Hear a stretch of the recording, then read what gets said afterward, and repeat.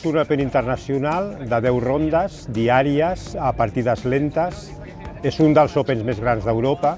Es va puntuant, cada partida és un punt, les tables és mig punt i perdre és 0 punts. Llavors els jugadors es van emparellant a mesura que van guanyant punts en els grups de la puntuació que tenen. Òbviament, de cara a les rondes finals van quedant els jugadors més importants i més potents. Jo diria que és la suma de dos factors.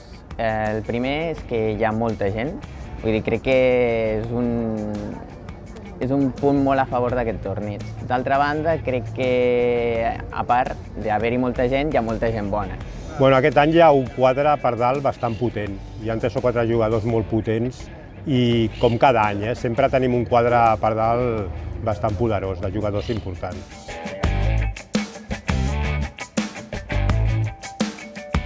Doncs a nivell nostre, la veritat és que molt tranquil·la, la veritat és que els jugadors estan col·laborant molt, no?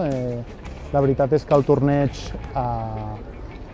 al tornar a aquest torneig tan gran, no? Després de la pandèmia, doncs la gent tenia moltes ganes i això també fa que l'ambient de bon rotllo dins del torneig estigui sent bo, no? Bé, sempre s'intenta, no? Però sí que és cert que amb aquests tornejos internacionals, que ve molta gent de fora,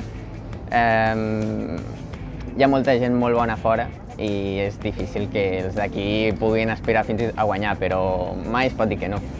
Jo diria que és molt important una preparació prèvia. Ja venir al torneig amb quines línies vols jugar, quins rivals, fins i tot si ets de la part de dalt, creus que poden ser més perillosos i et prepares bé les línies, certes línies concretes que després portes a la pràctica. Una preparació amb temps és millor que fer-ho el dia abans. En principi, Barcelona té un nom turístic molt important. Calcula que la meitat dels jugadors que venen aquí són estrangers.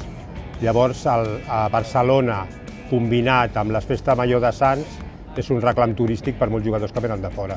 Òbviament. Aquest any, després de la pandèmia, era la primera edició i ha sigut un èxit total.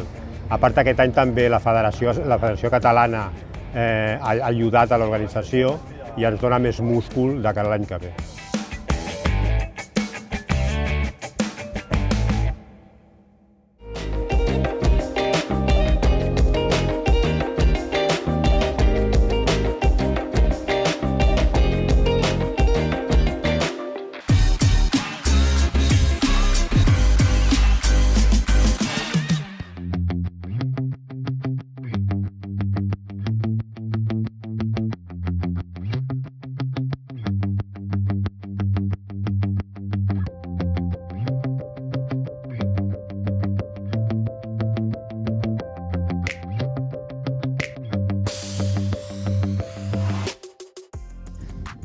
I hem tingut bastant bona meteo i hem pogut fer proves que han anat entre els 60 quilòmetres i els 120 quilòmetres de distància, que les hem estat fent entre 2 i 3 hores de temps. Àger és una de les meques del vol lliure i reuneix unes condicions òptimes per a la pràctica d'aquest esport, per les seves ascendents tèrmiques, pel desnivell que té, pels accessos, per la zona de muntatge de les ales. O sigui, són diversos factors els que influencien perquè la zona sigui bona, perquè poden haver-hi zones molt bones, però si no tenen accés o els espais són petits, doncs llavors ja no serveix com una zona per fer-hi campinatge. Perquè és una vessant que està orientada d'est a oest, amb la qual des de primera hora del matí fins a l'última hora de la tarda el sol sempre li està donant i el sol és el causant de que hi hagin tèrmiques. A nivell d'organització estem molt contents per l'alta participació que hem tingut.